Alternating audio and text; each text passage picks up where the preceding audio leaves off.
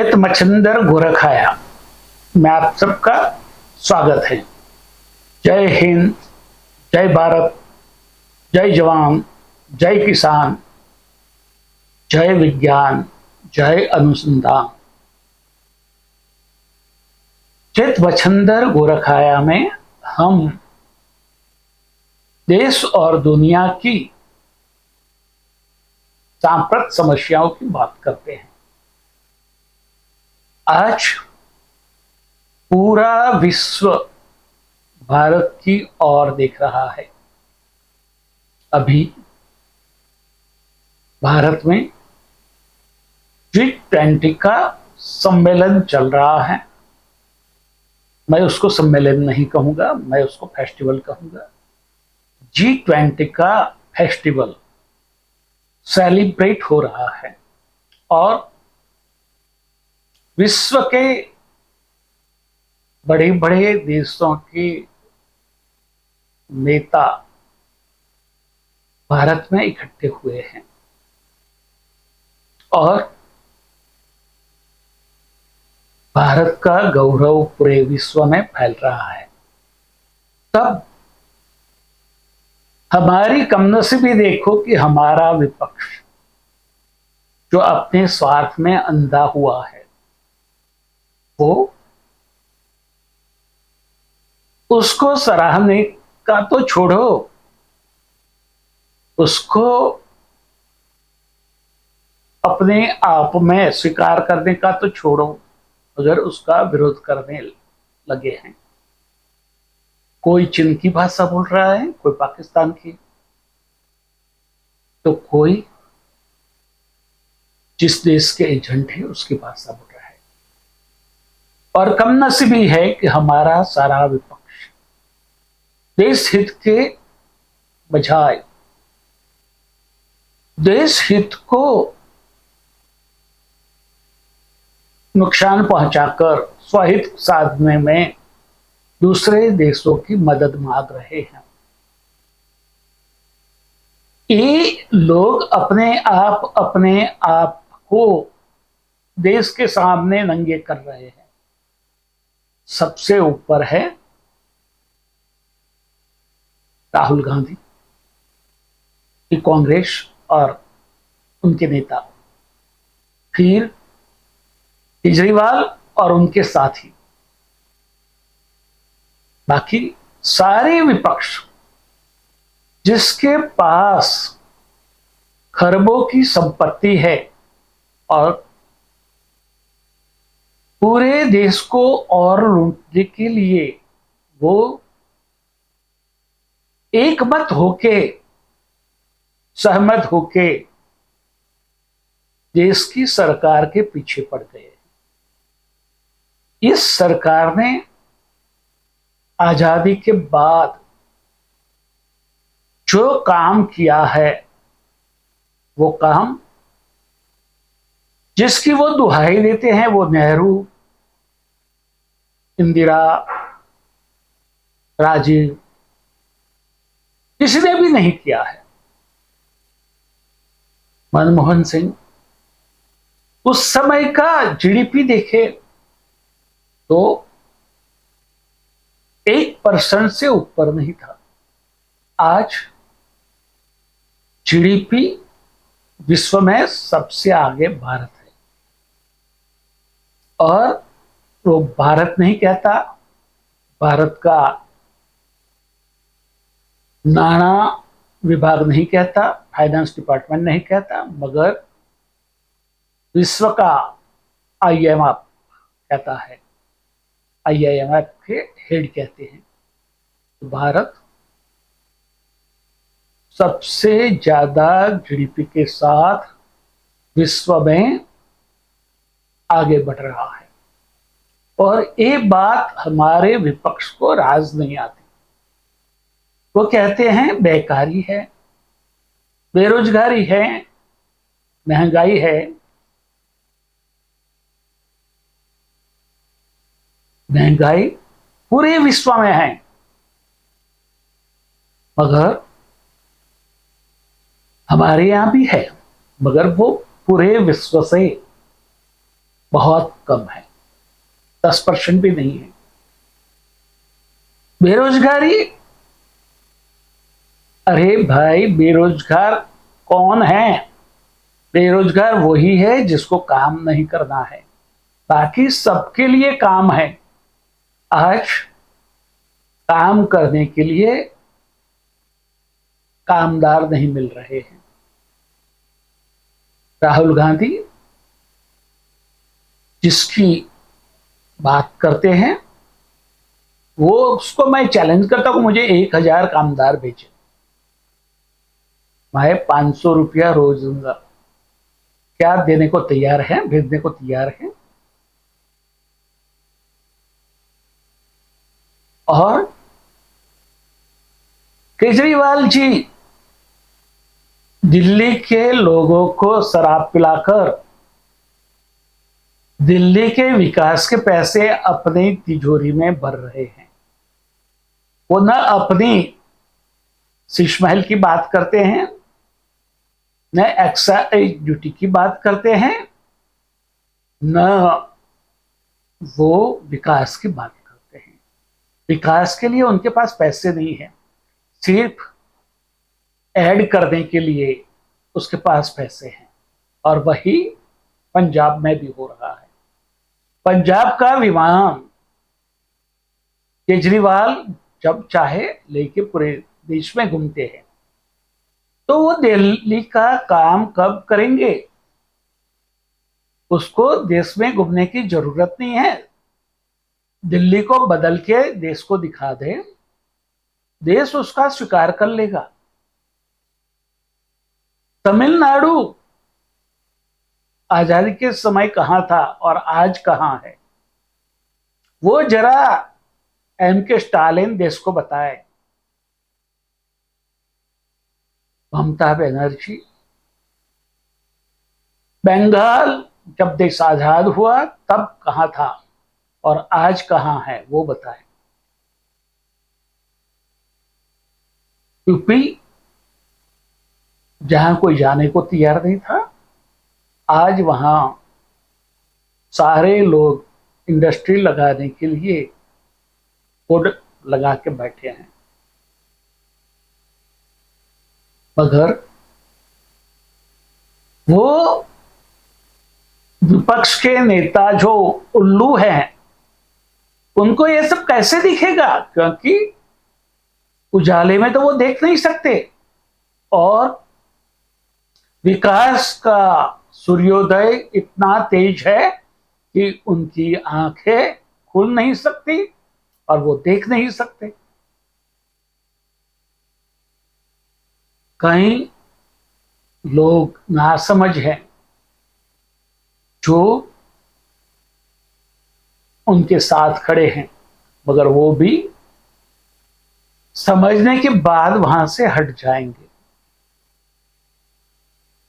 जो उद्धव ठाकरे मराठा समुदाय से आते हैं, उनके लिए उन्होंने कुछ नहीं किया, और आज उन्होंने और शरद पवार ने मिलकर मराठाओं को आंदोलन करने के लिए तैयार कर दिया। और मैंने कहा था कि जो लोग बीजेपी में आ रहे हैं उससे सावध रहो, और इनकी कुंडली खंगाली जाए। जो अमरनाथ उपवास पर उतरे हैं, तो वो किसके साथ जुड़े हुए हैं वो पता चल जाएगा। अजित पवार सरकार में घुसकर अपने पैर फैला रहे हैं। अभी भी मैं एकनाथ शिंदे और फर्नांडिस को आगाह करता हूं, सचेत रहे। और बीजेपी को कहता हूं कि देश में से कोई भी विपक्ष के नेता को अपने यहां जगह न दें।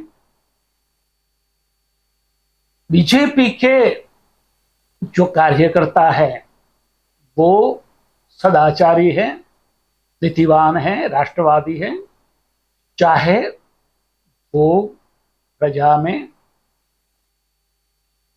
प्रसिद्ध न हो। आप उनको मौका दें उनको प्रजा में पेश करें, प्रजा उनको इलेक्ट करके एमए, एमपी और एमएलए बनाएगी।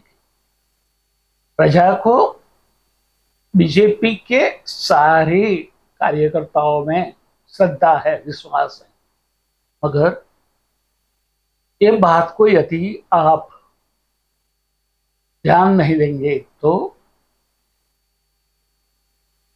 वो लोग बीजेपी में आके अपना स्वभाव प्रकट करेंगे। उससे सचेत रहे, सावध रहे। वो कोई भी हो, उससे संभाल के रहने की जरूरत है। विपक्ष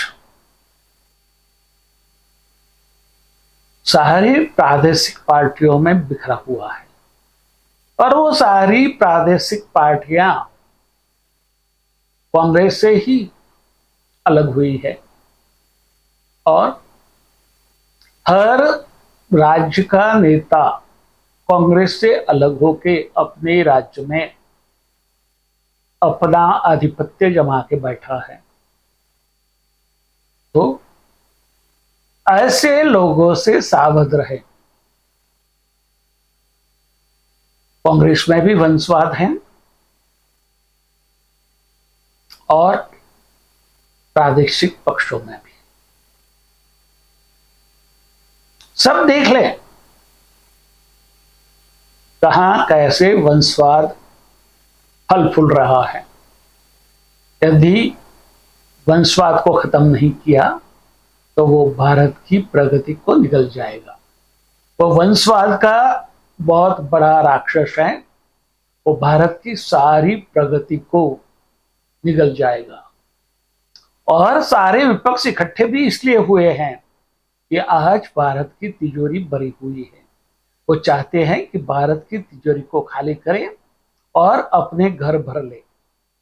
भारतीयों को ये बात समझनी होगी और भारत का हित देख के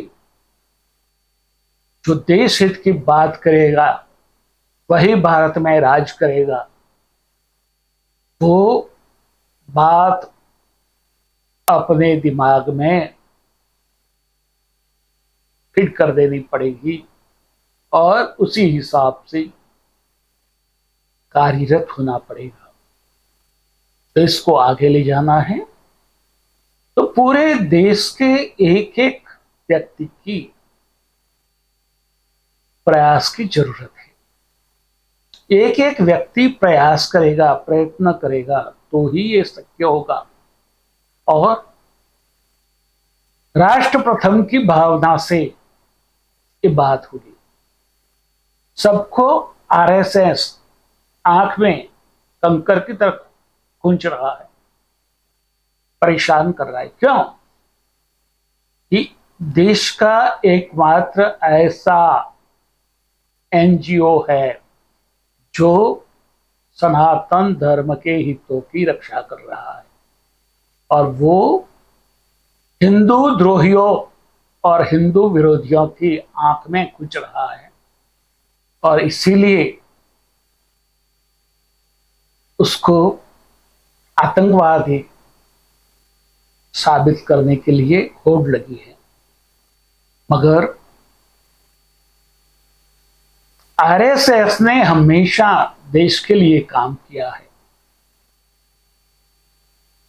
आरएसएस की बात नेहरू को रास नहीं आती थी, कांग्रेस को रास नहीं आती थी, और फिर भी